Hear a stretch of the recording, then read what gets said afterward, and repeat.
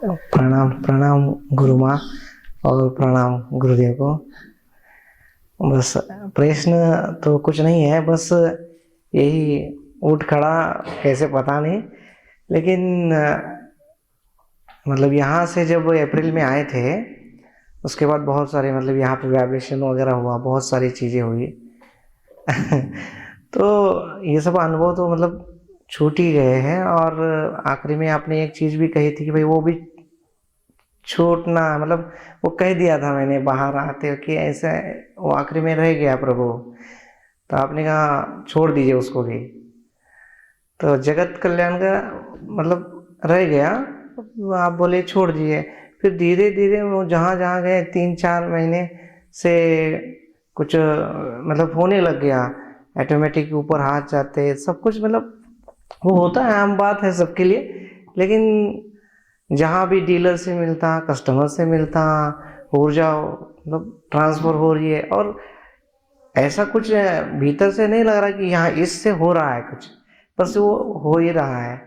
और मतलब शरीर कभी भी उठता है, और जो ऊर्जा ब्रह्मांड से आ रही है, फिर वो ऊर्जा बैलेंस होने के लिए वो दोनों हाथ ऊपर मतलब की ओर जाते हैं, और पूर्ण स्वरूप में ब्रह्मांड में मतलब वो मतलब हो जाता है, ऊर्जा निकलती रहती है।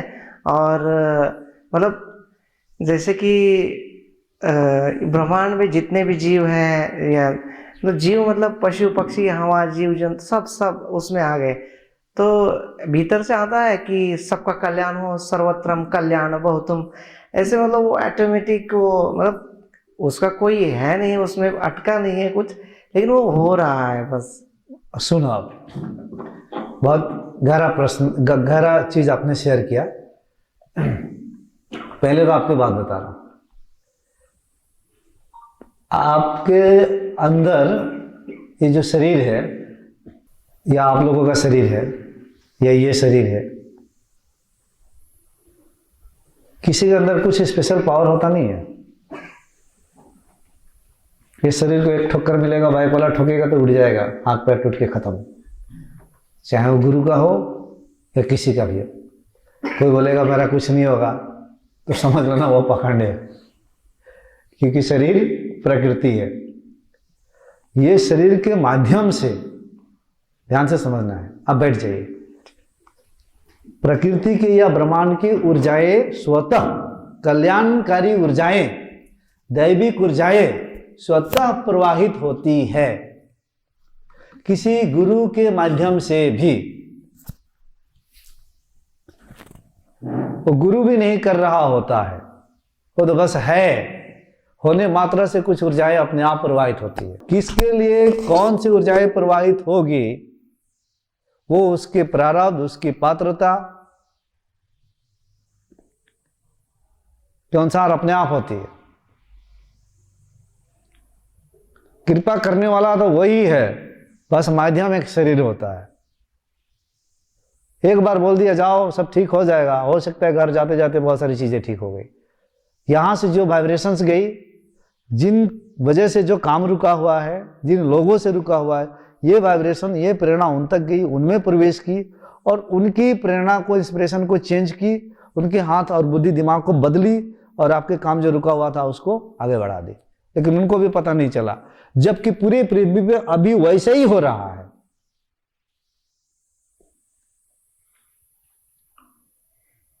तो कल्याणकारी ऊर्जाएं आती है, प्रवाहित होती है। ये दत्तात्रेय जी हंसते रहते हैं, देखिए अभी भी हंस रहे हैं। अच्छा, जब भी बात सुनते हैं तो ये हंसते रहते हैं। तो सबसे बड़ा गुण तो यही है कि हमेशा हंसते रहते हैं, और हंसते हुए चेहरा किसको पसंद नहीं है। लेकिन थोड़ा किसी के घर में कोई घटना उठना हो जाए, थोड़ा सा सोच समझ के देखना है।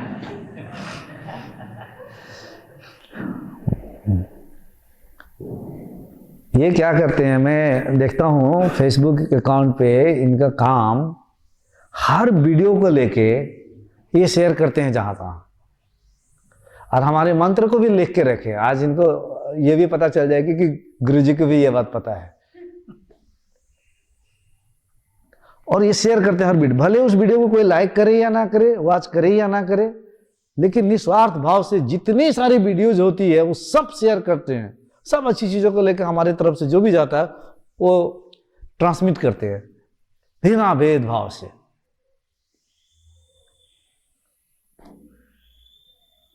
ये भी बहुत बड़ी बात है। लेकिन ये दत्तात्रेय जी नहीं करते हैं।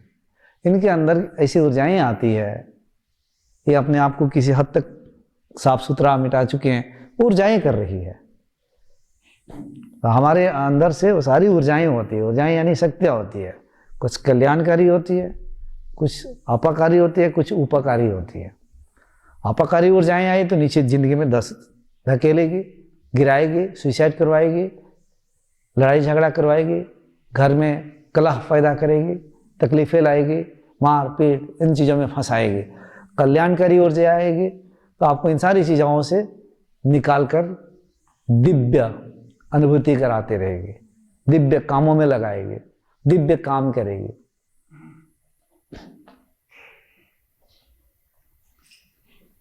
तो ये सारी एनर्जीज की खेल है, कब आती है कब बहती है। इसीलिए मैंने कहा कि ये ब्लॉक्ड होके रहते हैं, इसीलिए खोलना है चैनल कि एनर्जी जो है करे। कब बोलोगे गुरुजी कर दो, तो गुरुजी बता रहे हैं ये करो, नहीं करोगे तो क्यों किया जाएगा आपको, क्यों किया जाएगा? आपको जो बताया 4 दिन करने के लिए वही नहीं कर पा रहे हो तो कैसे होगा आपके लिए? नहीं होगा। शायद 4 दिन कर देते तो उसी में हो जाता, लेकिन लॉजिक आ जाता है।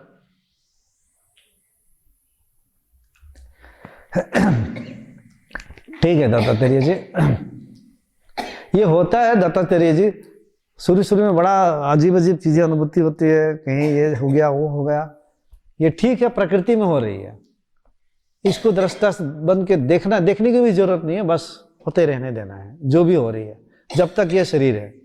बाद में ये भी झांक के देखना है कि अभी भी जीव क्यों है इस शरीर में। कभी कभी ना घंटों 2 घंटा अकेले ध्यान में देखना है कि श्वास कौन ले रहा है, अभी भी ये ऊर्जा जो शरीर में है ये कौन है, ये ऊर्जाएं क्यों है, किस बात से अभी भी ये शरीर में ऊर्जा है, किस बात को ये ऊर्जा पकड़ी हुई है। ऊर्जा यानी जीव जो है अभी शरीर में है तो किस लिए है।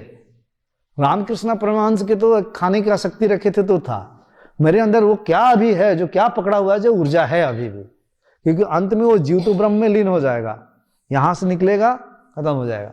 तो क्या है ढूंढना है, शांतिपूर्ण होकर 2 घंटे तक अकेले एकांत में होकर, या बिस्तर पे जब समय नहीं मिल रहा है सोने जा रहे हैं तब भी देखें क्या ऊर्जा है, किस लिए है।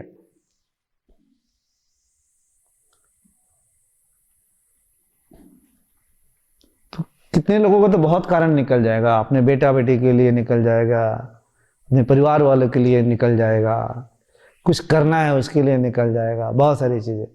लेकिन अंत में अगर आपको कोई करुणा ने रोक के रखा, मात्र करुणा जीवों का प्रति, संसार के प्रति, जब इसको भी आप विदा कर दोगे, अब किसी के प्रति कुछ रहा नहीं, तो एकांत स्थिति में जाओ, 2-4 दिन अकेले एकांत में रहो, हो सकता है आप विदा ले लोगे। या कोई कल्याण का भाव एक रह गया, छोटा सा भाव, वो भाव ही जीव है अंदर जो टिक गया है, वो करुणा ही जीव है, वही अब प्रतिबिंबित हो रहा है इस शरीर में। वो भी गया disperse totally into the infinite consciousness, वो करुणा वो भी खत्म।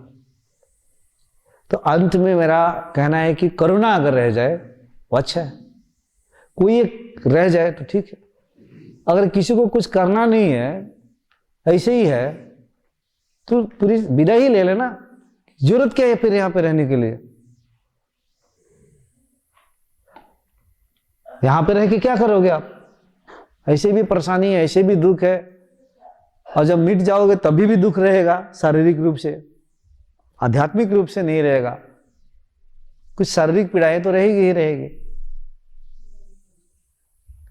जब कुछ है ही नहीं, अब पूरा हो गया तो अब विदा ले लो, समाधि वमाधि में चले जाओ, खत्म हो जाओ, वापस ही मत आओ, खत्म, क्या आने की जरूरत है। अब खत्म किया मतलब एक छोटा सा बुलबुला था, करुणा रूपी एक अंदर था ऊर्जा, वो अपने ब्रह्म में लीन हो गया, बस खत्म हो गया। अब आप कहाँ रहो, तो पूरे जगत का आत्मा हो, किसमें नहीं हो, कहां नहीं हो। यही तो एक गुरु को पता चल जाता है, मरने की परी की स्थिति में चले जाता है, उसी में रह जाता है। उसके लिए तो अपना शरीर भी एक झुनझुने की तरह होता है, जब तक बजा रहा है, किसी दिन लगा कि अब इसको झुनझुना का तोड़ फाड़ दो, खत्म कर दो, तो तोड़ फाड़ देगा। ऐसे भी ढोना पड़ता है शरीर को। अभी जैसे ही है बेटा अविनाश, अब इसके संसार में कोई है ही नहीं। इसका ऐसा भाव होना चाहिए कि मैं कुछ भी करूं, मरने के लिए करूं, मृत्यु घट जाए, समाधि लग जाए, ब्रह्मलीन हो जाऊं। लेकिन ये पहले आसक्ति बना लेता है कि मुझे संसार के लिए कुछ करना है। यही तो इसकी बाधा है, आज बता रहा हूं। संसार के लिए करना है, कुछ जीवों के लिए करना है, यही तो रोक के रखा है, कहीं ना कहीं ब्लॉक करके रखा है। इससे भी आप छोड़ दो, क्योंकि आप चाह रहे हो कि मुझे करना है और आप नहीं कर सकते हो। क्यों नहीं मान रहे हो आप?